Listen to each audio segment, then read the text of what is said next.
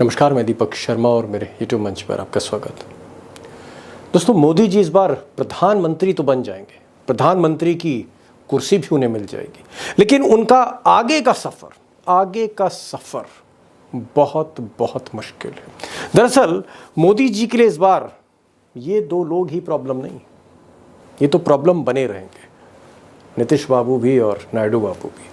लेकिन इन दोनों से कहीं ज्यादा बड़ी प्रॉब्लम मोदी जी के लिए उनके चाणक्य हैं।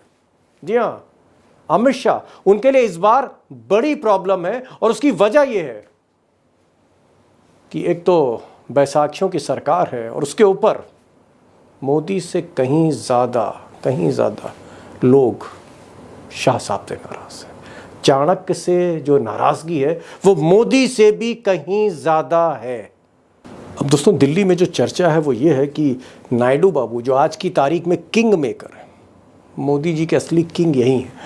नायडू बाबू के यूं तो मोदी जी से रिश्ते अच्छे हैं, लेकिन ऐसा लोग कहते हैं हैदराबाद में, आंध्र प्रदेश में, विजयवाड़ा में, विशाखापट्टनम में लोग ऐसा कहते हैं कि नायडू बाबू और उनके बेटे जो हैं नारा लोकेश, ये कहीं ना कहीं अमित शाह को बहुत पसंद नहीं करते।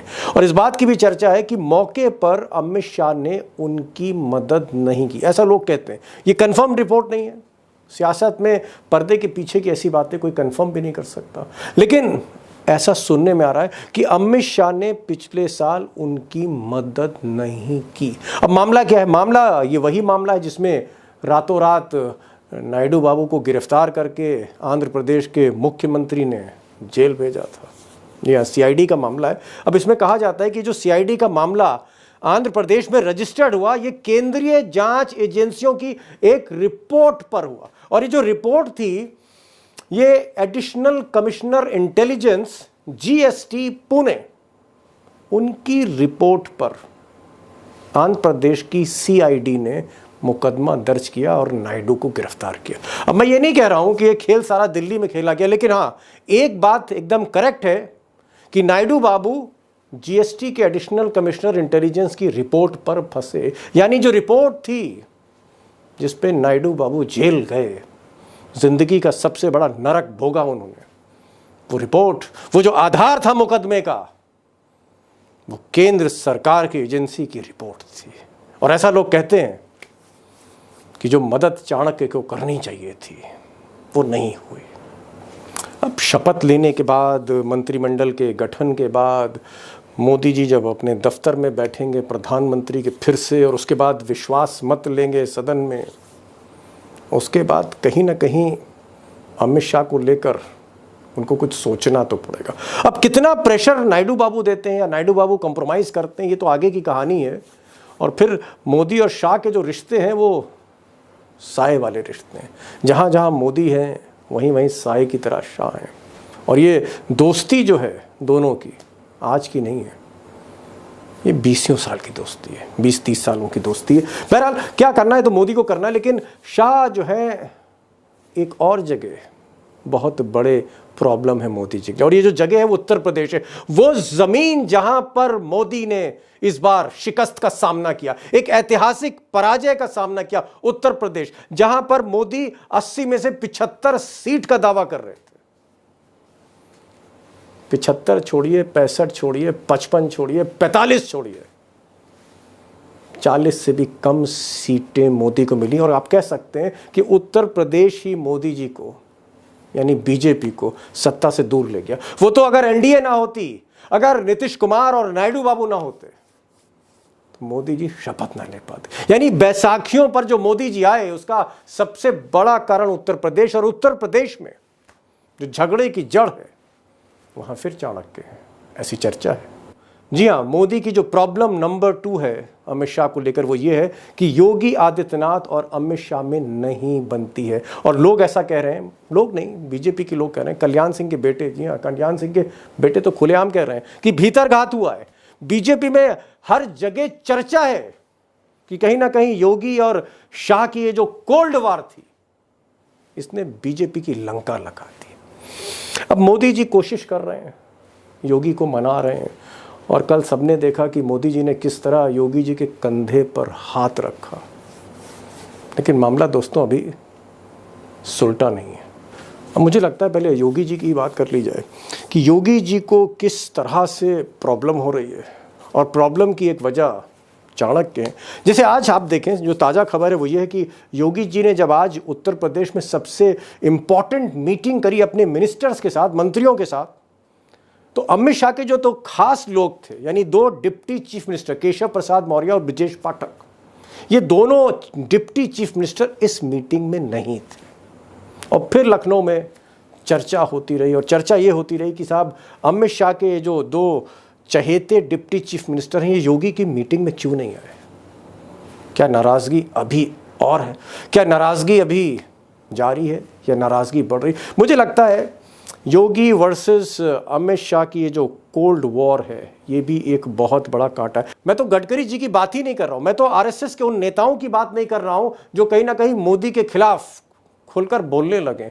मैं बहुत से ऐसे नाराज नेताओं की बात नहीं कर रहा हूं जिन्होंने भीतर ही भीतर चिंगारी भड़का रखी है और ये धुआं दिखने लगा बीजेपी में। मैं बीजेपी और आरएसएस की बात ही नहीं कर रहा हूं, बात अभी तो योगी की ही हो रही है। जहां आज मीटिंग में सबके सामने दिखा कि अमित शाह की लॉबी के लोग नहीं थे। अब ये जो कोल्ड वॉर है, क्या ये और बढ़ेगी? क्या बढ़ेगी? और फिर इसका इम्पैक्ट क्या होगा? 2 खास मेहमान हैं और हम उनसे कोशिश करेंगे कि मोदी जी की जो प्रॉब्लम हो रही है, ये प्रॉब्लम अभी और आगे बढ़ेगी। और याद रखिएगा दोस्तों, अगर मोदी जी की दिक्कतें बढ़ी तो इस बार देश का सबसे मजबूत विपक्ष लोकसभा में है, जहां हो सकता है राहुल गांधी नेता विपक्ष हो, और एक ऐसी फौज समाजवादियों से लेकर और उद्धव ठाकरे तक की, जहां नाक में दम कर सकती मोदी जी के लिए। तो मोदी जी की एक तो ये प्रॉब्लम, दूसरी प्रॉब्लम विपक्ष की, तीसरी प्रॉब्लम नायडू और नीतीश कुमार, कैसे आगे गाड़ी चलेगी? बात तो योगी आदित्यनाथ से ही शुरू करनी है। 2 खास मेहमान हैं हमारे साथ, केपी मलिक साहब हैं, बड़ी बारीक निगाह रखते हैं बरसों से योगी आदित्यनाथ और अमित शाह की ये जो कोल्ड वॉर है उस पर। और हमारे साथ प्रोफेसर रविकांत होंगे। रविकांत साहब जो हैं उत्तर प्रदेश के, आप कह सकते हैं उनसे बेबाक विश्लेषक कम से कम मेरी जानकारी में नहीं, कैमरे पर खुलकर बोलते हैं। चलते हैं केपी मलिक और प्रोफेसर रविकांत के पास।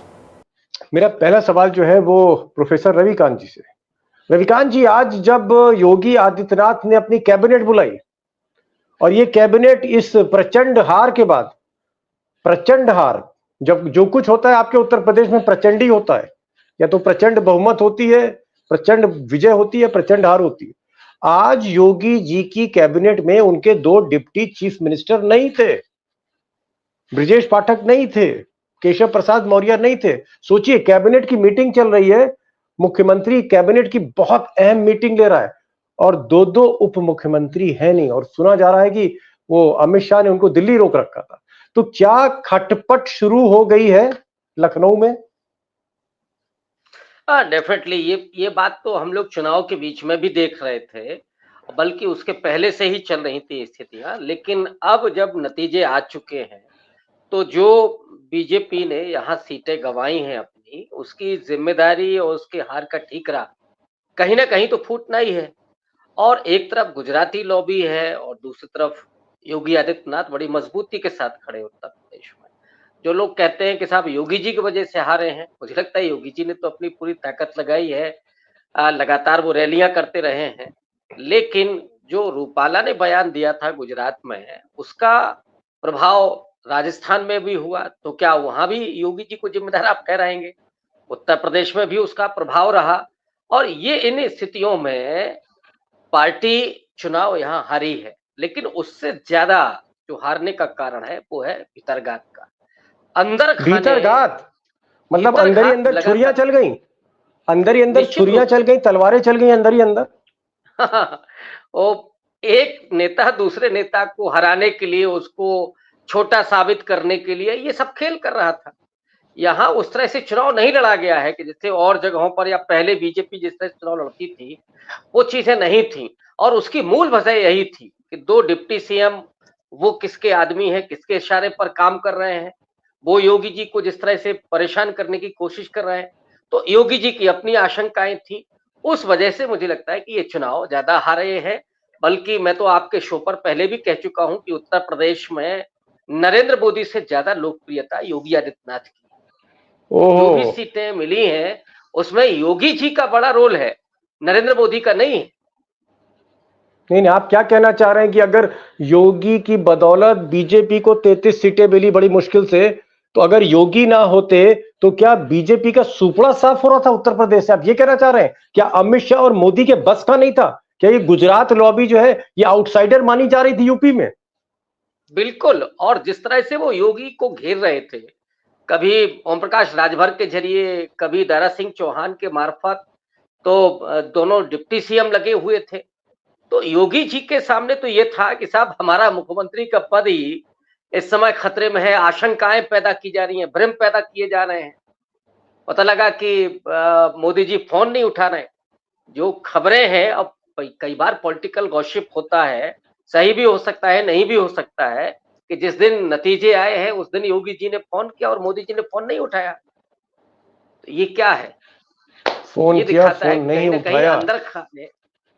जी, अंदर खाने कहीं ना कहीं चिंगारी भड़की है, आग लगी है, धुआं उठ रहा है। और कल्याण सिंह के बेटे, उत्तर प्रदेश के सबसे कद्दावर नेता रहे कल्याण सिंह बीजेपी के, कई बार मुख्यमंत्री रहे, उनके बेटे ने कहा है कि सीधे सीधे कि भीतर घात हुआ है। यानी कहीं ना कहीं योगी का काडर, योगी के कार्यकर्ता, योगी के नेता, पार्टी के विधायक, पार्टी के सांसद, पार्टी के पूर्व सांसद, इन लोगों ने अपने अपने बदले, अपने अपने हिसाब चुकता किए इस चुनाव में। मलिक साहब, ये बताइए, आप तो उत्तर प्रदेश इतने दिनों से देख रहे हैं, और उत्तर प्रदेश में जो हाल मैं देख रहा हूं, हर तरफ लंका लगी, हर सीट पर लंका लगी है। ऐसी कोई सीट नहीं जहां बीजेपी को तमाचा नहीं पड़ा है। और मीटिंग हो रही है, योगी जी मीटिंग कर रहे हैं कि भाई हार का कारण क्या है, हिसाब किताब, बही खाता देखा जा रहा है। और दो दो डिप्टी चीफ मिनिस्टर उनके हैं नहीं मीटिंग में। क्या अभी भी खेमेबाजी चल रही है? और अगर मैं स्पष्ट तौर पे कहूं, क्या अभी भी अमित शाह का गुट और योगी का गुट आपस में भिड़ा हुआ है? मलिक साहब। बिल्कुल, इसमें कोई देर थोड़ी हुई है अभी। दीपक जी, जो वॉर चल रहा है दिल्ली और लखनऊ का, हम लगातार कहते हैं कि दिल्ली और लखनऊ में भयंकर तल्खी है, और वो तल्खी अभी खत्म नहीं हुई है। अरविंद केजरीवाल ने जो बयान दिया था वो कोई हवा में बयान नहीं दिया था, वो सच्चाई थी। अगर मोदी जी पूर्ण बहुमत के साथ जैसे 2019 में शपथ ली थी, अगर सेम शपथ अभी होती तो अब तक योगी जी हट चुके होते। क्या ये तो खुद दिल्ली कमजोर है। मोदी जी 272 सीटें ले आते तो योगी का अभी तक इस्तीफा हो चुका होता, योगी जी कुर्सी से उतर चुके होते। बिल्कुल बिल्कुल बिल्कुल बिल्कुल। देखिए, मैंने कहानी लिखी थी, फिर वो याद दिलाता हूं आपको। 40 डंडों वाली जो सीढ़ी कुएं में छोड़ी थी बाबा ने, इसीलिए छोड़ी थी कि बाबा के सामने शेर है, या तो शेर बाबा को खा जाएगा या बाबा शेर को निपटाएं। तो बाबा ने शेर को निपटा दिया है, तो शेर इतना घायल हो गया है कि वो इस स्थिति में नहीं है कि बाबा को निपटा दे। अभी जो परिस्थितियां बन रही हैं, अभी जो परिस्थितियां बन रही हैं, शेर में इतनी ताकत नहीं है कि वो बाबा को निपटा दे। अब बाबा नहीं निपटेंगे। बाबा तब निपटते अगर सिनेरियो 2019 वाला होता। आप जो बात कर रहे हैं 2 डिप्टी सीएम की जो दिल्ली में रोके गए हैं, वो दिल्ली में जो कल शाम को बारात आनी है उसकी तैयारी के लिए उनको रोका गया है, गुना भाग करने के लिए। और आज जो लखनऊ में मीटिंग चल रही है वो थोड़ा रिव्यू है। और आप कौन सी ऐसी सीट कह सकते हैं कि जिस पे आप ये कह देंगे कि भीतरघात नहीं हुआ है? सभी सीटों पे हुआ है, और क्यों ना हो। जैसा कि मैंने कहा आपको कि 35 उम्मीदवारों की लिस्ट बाबा के यहां से गई थी दिल्ली। उस 35 में से योगी आदित्यनाथ जी, योगी आदित्यनाथ जी के यहाँ से 35 लोगों की सीट गई थी। तय ये हुआ था कि 70 सीटों पर भारतीय जनता पार्टी लड़ेगी। 35 की सूची लखनऊ से जाएगी, 35 दिल्ली से डिसाइड होंगे, उसमें नए पुराने लोग भी हो सकते हैं। तो पहले बाबा से सूची मंगाई गई, तो बाबा ने जो अपनी सूची भेजी उसमें 30 नामों पे कलम फेर दी गई। 5 लोग बचे बाबा के, वो भी गोरखपुर के आसपास के 5 जीत गए। तो वो जो कलम फेरी गई उससे बाबा बड़े नाराज हो गए और तल्खी और ज्यादा बढ़ गई। जब तल्खी बढ़ गई तो वो हमारी कहानी कोई ऐसा हवा में थोड़ी बन गई थी 40 डंडों की। तो उसके बाद सारा मामला चला। मलिक साहब, मैं ये जानना चाहता हूं कि क्या आपने कहा कि मोदी इस वक्त घायल शेर है, मोदी घायल शेर है, उनके पास संख्या नहीं है।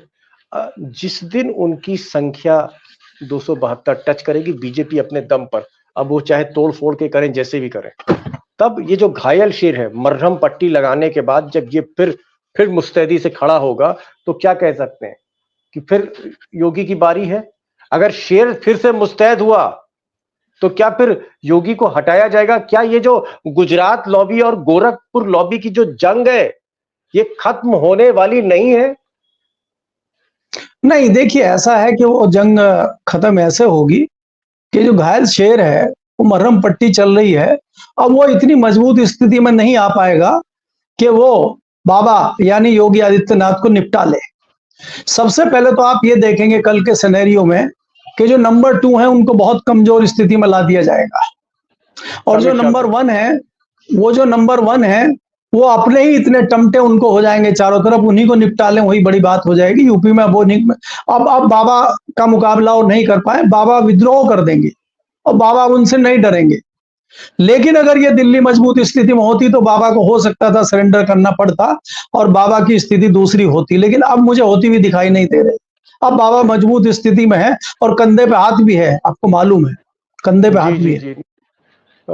बाबा मजबूत स्थिति में है, और ये पहली बार मैं देख रहा हूं कि जो बुरी हार उत्तर प्रदेश में हुई, बुरी हार की वजह से अगर मुख्यमंत्री को जीवन दान मिल रहा है, एक मुख्यमंत्री को जीवन दान मिल रहा है कि भाई बीजेपी का वहां सत्यानाश हो गया, अयोध्या भी हार गई, चित्रकूट भी हार गई, कई सीटें, कई अहम सीटें हारी, स्मृति ईरानी हार गई, कम से कम 5-6 मंत्री हार गए उत्तर प्रदेश में। ये सारी चीजें जो हैं, इसका बजाय सजा के अगर इनाम मिल रहा है योगी जी को, तो आप समझ सकते हैं कि उत्तर प्रदेश और दिल्ली के बीच में संवादहीनता कितनी है। क्या कारण है कि अमित शाह और योगी की जो जंग है खत्म नहीं हो रही है। मैं एक सवाल यहां पर करना चाहूंगा डॉक्टर साहब आपसे। मान लीजिए प्रधानमंत्री बनारस से जो लड़ रहे थे, अजय राय की जगह प्रियंका गांधी लड़ रही होती, तो आपको लगता है कि मोदी जी हार जाते? क्योंकि मोदी जी को अजय राय ने 3.5 घंटे, जब काउंटिंग शुरू हुई है 3.5 घंटे तक मोदी पिछड़ते रहे, कभी 6,000 वोटों से, कभी 7,000 वोटों से, कभी 5,000 वोटों से। ऐसा लग रहा था कि मोदी चुनाव हार जाएंगे। मतलब जो नेता, दुनिया का शीर्षस्थ नेता जिसको गोदी मीडिया बता रही हो कि जो नेता बाइडेन से ऊपर है, जो नेता पॉपुलैरिटी में पुतिन से ऊपर है, शी जिनपिंग से ऊपर है, दुनिया में ऐसा कोई नेता पैदा नहीं हुआ, वो मोदी अजय राय से पिछड़ रहे हैं। वो मोदी जो है अजय राय से हार की कगार पे पहुंच गए। मैं एक चीज पूछ रहा हूं डॉक्टर साहब, अगर अजय राय की जगह प्रियंका गांधी को उतार दिया गया तो क्या मोदी जी को छींके आ जाती? हाँ, फिर योग करने की स्थिति में नहीं बचते मोदी जी। फिर वो वहां तमिलनाडु में न जाकर के उत्तर प्रदेश में बैठे होते। और सच्चाई ये है कि चुनाव हार सकते थे। मतलब चुनाव अगर मोदी जी हार जाते तो कोई आश्चर्य नहीं होता, क्योंकि ज्यादा फासला नहीं, सिर्फ 1.5 लाख वोट से मोदी जी जीते हैं। राहुल गांधी 3.5 लाख से, अखिलेश यादव उनसे ज्यादा जीते हैं, डिम्पल यादव अच्छा चुनाव जीती है, इवन आपके KL शर्मा वो 1.5 लाख से ज्यादा से जीते हैं। तो नरेंद्र मोदी की जीत तो उतनी है ही नहीं। और इस बार बनारस में मोदी जी से सारे लोग खपा थे। इंडिया अलायंस बेहद मजबूत था, दलित एक साथ आ गया था, जो निषाद कश्यप केवट है वो इंडिया अलायंस के साथ खड़ा हुआ था। ये तो बाद में मैनेज किया गया ना। अगर प्रियंका गांधी होती तो फिर ये मैनेज नहीं होता। जो वहां पे ब्राह्मण तबका है वो फिर और मजबूती से ज्यादा खड़ा होता, और दलित तो खड़ा ही था। दलित अगर प्रियंका जी डॉक्टर साहब एक और चीज, चलिए आपने कहा, अब मैं समझ गया आपकी बात। आप कह रहे हैं प्रियंका गांधी अगर चुनाव लड़ती बनारस से तो परिदृश्य कुछ और होता, परिणाम कुछ और होते, और हो सकता है मोदी जी शपथ भी ना ले पाते। यहां पर एक सर्वे आया है, CSDS का एक सर्वे आया है, और अगर आप सर्वे स्क्रीन पर देखें वहां पर यह बताया जा रहा है कि 36% उत्तर प्रदेश में 36% लोग चाहते हैं कि राहुल गांधी प्रधानमंत्री बने उत्तर प्रदेश में, और 32% लोग चाहते हैं कि मोदी बने। अगर ये चुनाव आंध्र प्रदेश में होता, तमिलनाडु में होता, केरल में होता, तो मैं मान जाता कि चलो भाई ठीक है। उत्तर प्रदेश, डबल इंजन वाला उत्तर प्रदेश, योगी मोदी वाला उत्तर प्रदेश, और मोदी पिछड़ रहे हैं राहुल गांधी से, पिछड़ रहे हैं। आपको क्या लगता है कि राहुल गांधी का ये जो न्याय यात्रा थी, राहुल गांधी की जो भारत जोड़ो यात्रा थी, राहुल गांधी जहां जहां से निकले, कई सीटें वहां से कांग्रेस ने या उनके सहयोगी दलों ने जीती। क्या राहुल गांधी ने केमिस्ट्री को बदल दिया है? क्या ये अखिलेश और राहुल गांधी की जो जोड़ी थी, ये भारी पड़ गई योगी और मोदी पे? निश्चित रूप से ये आपने कहा कि उत्तर प्रदेश का सर्वे, उस राज्य का जहां पे राम मंदिर बन गया है, जहां हिंदुत्व की, जहां मुख्यमंत्री खुद भगवाधारी हैं, नरेंद्र मोदी जहां से खुद सांसद चुनकर के प्रधानमंत्री बने, अगर उस उत्तर प्रदेश में जहां के बारे में कहा जाता है कि यहाँ हिंदुत्व की लहर है, मोदी के समर्थक ढेर सारे हैं, और राहुल गांधी की जिस तरह से इमेज खराब की गई थी, उसमें उत्तर प्रदेश का भी बहुत बड़ा रोल था। वहां पर अगर राहुल गांधी 36% लोगों की पसंद थे प्रधानमंत्री के रूप में, तो इसमें दो बड़े फैक्टर थे। आपने एक की जिक्र किया कि भारत जोड़ो यात्रा, न्याय यात्रा। मैं इसमें कहूंगा कि राहुल गांधी ने जो उम्मीदें पैदा की, जो संविधान को लेकर के वो हाथ में आए, ये कांचीराम की जमीन भी है उत्तर प्रदेश, जहां दलितों के भीतर वो अम्बेडकराइट चेतना है। तो जब राहुल गांधी के हाथ में वो संविधान होता था, तो वो एक अलग लोकप्रियता उनकी बढ़ रही थी। दूसरा, अग्निवीर के मुद्दे पर राहुल गांधी लगातार हैमर करते रहे। रोजगार तो सीधे तौर पर कह रहे थे कि सब 30 लाख नौकरियां जो हैं वो हम देंगे। इससे नौजवानों में बेहद लोकप्रिय हुए। राहुल गांधी तो दलितों में, किसानों में, तो आपने देखा टेनी खीरी में चुनाव हारे, प्लस नौजवानों में, और आपका अति पिछड़े समाज में, पिछड़ा समाज में तो खैर अखिलेश वो दोनों लोगों की वो केमिस्ट्री थी ही। तो राहुल गांधी अगर इस पोजीशन में है तो कोई आश्चर्यजनक नहीं है, और मुझे लगता है कि बहुत लोकप्रिय राहुल गांधी। और मैं ये कह रहा था आपसे, हम लोग जब बात कर रहे थे तो मैंने ये बात कही थी, अब वो सर्वे में आ रही है कि इस समय राहुल गांधी सर्वाधिक लोकप्रिय हैं। तो ये मोदी तो को पीछे मेरे छोड़ दिया। अपने ऐसे चलिए खैर, ये तो जो सर्वे आज गोदी मीडिया दिखा रही है, इत्तेफाक है कि वो गोदी मीडिया जो पहले कहती थी कि साहब राहुल गांधी जो है 10वें नंबर पे हैं, आज कह रही है कि नंबर 1 पर है वो उत्तर प्रदेश में, जहां तक प्रधानमंत्री की बात है। चलिए खैर, राहुल गांधी ने, इसमें कोई संदेह नहीं है, इसमें कोई शक नहीं है कि राहुल गांधी ने इस चुनाव को बदला है। अगर man of the match Uttar Pradesh में अखिलेश यादव है, तो man of the series Rahul Gandhi निश्चित रूप से हमें लगते हैं, जिस तरह की सफलता उनको मिली है 2019 की तुलना में। मलिक साहब, आपसे सवाल यह है कि चलिए राहुल गांधी की बात हो गई, योगी आदित्यनाथ की बात हो गई, यूपी सब हो गई, ये बताइए जो दो सरकारी दामाद है, जिनको आप कह रहे हैं दो जीजा, एक जीजा पटना वाले, एक जीजा हैदराबाद वाले, ये दो जीजा कितना परेशान करेंगे? अभी कल तो शपथ है, चलिए शपथ निपट जाएगी। ये जो दो जीजा हैं, जिनको सरकारी दामाद भी कहा जा रहा है, ये कितना परेशान करेंगे मोदी जी को? ये क्या विक्रम बेताल वाली कहानी है, जहां एक विक्रम पे दो बेताल सवार हैं? देखिए दीपक जी, मैं पहले 1 मिनट बस यूपी पे आपका लेना चाहूंगा कि आज जो सिनेरियो है भारतीय जनता पार्टी का उत्तर प्रदेश में, आप ये मान के चलिए कि 80% वोट बाबा के चेहरे पे मिला है और 20% वोट मोदी जी के चेहरे पे मिला है। ये सच्चाई स्वीकार कर लीजिए आप। अब आते हैं हम दिल्ली, जहां बात कर रहे हैं दो जीजाओं की। सबसे जरूरी ये है चंद्रबाबू नायडू के लिए कि उनका जो प्रदेश है वो खोखला हो चुका है और फाइनेंशियल कंडीशन बहुत बुरी है उसकी। तो उनकी फर्स्ट प्रायोरिटी है कि उनका जो फाइनेंशियल क्राइसिस है उसको पूरा करने के लिए सरकार बनने के 1 हफ्ते के अंदर अंदर बड़ा राहत पैकेज प्राप्त करें, नंबर 1। और नंबर 2 उनका प्रायोरिटी है कि जितने उनके ऊपर ईडी, सीबीआई, दूसरे केस हैं, तत्काल ठीक किया जाए उनको हफ्ते 10 दिन के अंदर अंदर। उनकी 2 प्रायोरिटी। बाकी जो स्पीकर के पद की मांग है उनकी, बाकी जो दूसरी मंत्रियों की है वो चलती रहेंगी, वो कोई बड़ी बात नहीं है। उनके लिए ये 2 प्रायोरिटी है। अब अगर दूसरे नायडू बाबू की ये 2 प्रायोरिटी हैं, और ये भी आप जानते हैं उनको कि वो बहुत हार्डकोर बार्गेनर हैं, जो उनका पुराना इतिहास रहा है। और उनका पहले इनके साथ शादी भी हुई थी एनडीए के साथ, एनडीए के कन्वीनियर भी कुछ दिन वो रहे थे, और तलाक भी हुआ था, वो भी आपको याद रखना चाहिए। जी, बिल्कुल याद है, पूरी कहानी याद है, हमने कल वीडियो में दिखाया भी थी कहानी। हाँ जी। अब दूसरे वाले जो आते हैं, दूसरे वाले जो जीजा है नीतीश कुमार जी, वो मस्त हैं, वो मस्त हैं और वो बारात का पूरा मजा लेंगे। वो देखिए कल तो उन्होंने इतने मस्त हो गए नशे में, वो सत्ता के नशे में या कौन से नशे में, कि पैर छूने पे उतारू हो गए थे वो।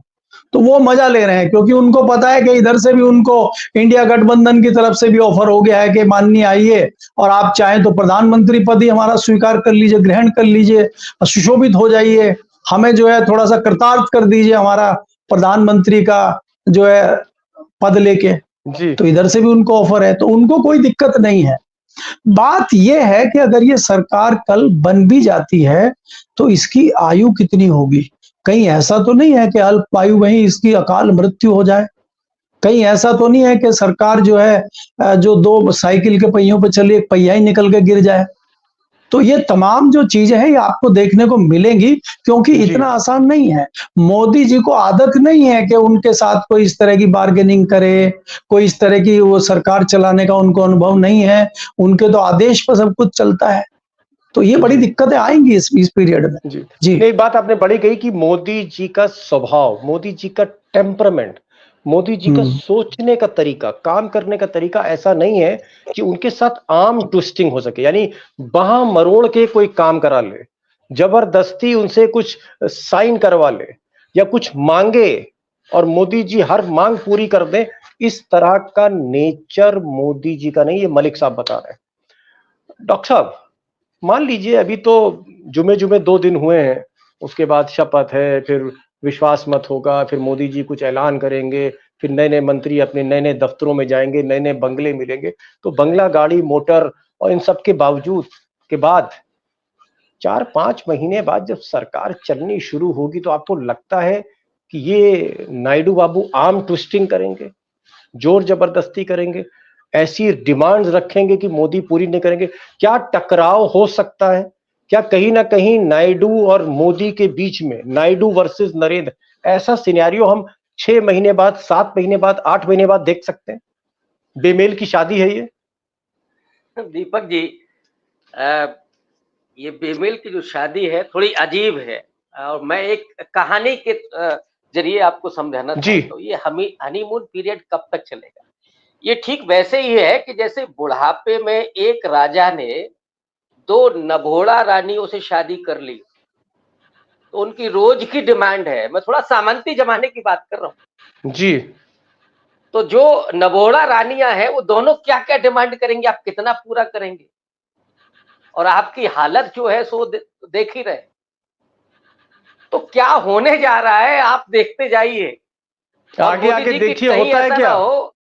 कहीं ऐसा ना हो कि वो एक और कहानी है कि 2 रानियां थी, एक को राजा का सफेद बाल पसंद था, दूसरे को काला पसंद था, तो दोनों उखाड़ रही थी, तो पता लगा कि राजा जी गंजे हो गए। तो कहीं ये स्थिति ना बन जाए कि चलिए साहब, कि दोनों खींचते गंजे हो जाए। जी मलिक साहब, लास्ट लाइन ऑफ आंसर। इसमें दीपक जी आप ये देखिए कि जो असली खेला होने वाला है, जब कोई भी, खाली ये 2 जीजाओं की आप बात छोड़ दीजिए, जो तीसरे लोग भी बनेंगे, चाहे वो चिराग पासवान हो, चाहे वो जयंत चौधरी हो, चाहे तमाम मंत्री हो, जब आप अपना सेक्रेटरी लेके आएंगे, जब आप अपने मंत्रालय में किसी को चेयरमैन बनाएंगे, जब आप अपने मंत्रालय की फाइलें निकलवाएंगे, तो वहां बड़ी उठापटक होगी, क्योंकि पेट में दर्द उधर होगा मुंबई वाले के, जो गुजराती भाई बड़े वाले बैठे हैं, अडानी अंबानी, वहां पेट में दर्द होगा, घंटी बजेगी, तो उसको आप कैसे संभालेंगे? तमाम मंत्रियों में तो अभी वही मामला चल रहा है। तो जब इंडिविजुअल कोई बैठेगा तो वो सारी चीजें होंगी, तो उसको कैसे संभाला जाएगा? फिर क्या होगा कि इन्हीं लोगों में कई लोग ये कहेंगे कि मुझे ये मंत्रालय नहीं चाहिए, मुझे वो चाहिए, मेरा ये पीएस नहीं, वो पीएस चाहिए। तो बहुत सारी चीजें हैं। मलिक साहब, आप एक लाइन में मैं खत्म करता हूं। मैं कह रहा हूं कि 1990 से आप पार्लियामेंट जा रहे हो, 1990 से जा रहे हो, आप कवर कर रहे हो। मैं ये पूछ रहा हूं कि भाई आप तो नायडू बाबू के स्वभाव को जानते हैं, नीतीश कुमार के साथ भी आपने चाय पकौड़ी लिया है ना? नायडू बाबू की भी खूब चाय और बिस्कुट आपने खाए, मोदी जी को भी आप समझते हो, तीनों आदमी को समझते हो। ये बताइए झगड़ा कब शुरू होगा? 6 महीने बाद, 8 महीने बाद, या होगा नहीं? मैं कह रहा हूं 20 दिन बाद ही हो जाएगा। मैं आपको 20 दिन बाद ही कह रहा हूं। जैसे ही आप राहत पैकेज देंगे, जैसे ही ईडी के केस खत्म होंगे, अगले दिन से खेला शुरू। देखिए मैं जी, आपको ये कह रहा हूं, पहले ये कहानी का ब्याह है, जैसे गांव में हमारे की देसी भाषा में कहते हैं, ये कहानी का ब्याह है। और इसमें तमाम जोक्खू हैं, 20 जोक्खू हैं इसमें। कहीं ऐसा ना हो लड़का घूंघट उठा के देख ले, ये ना हो कि कोई कान में फूंक मार दे, लड़की का मुंह तो देख ले पहले। तो ये एक बार चलिए, शपथ हो जाए, समझ कल गए समझ कल गए शपथ समझ गए। शपथ हो जो जाए। जो जो डॉक्टर जी। साहब कह रहे थे, फीमेल की शादी है, कई बार तलाक हो चुका है, क्या होगा? मुझे लगता है कि आगे आगे देखिए होता क्या। डॉक्टर साहब आप आए, मलिक साहब आप आए, बहुत बहुत शुक्रिया दोस्तों की तरफ से, थैंक यू सो मच।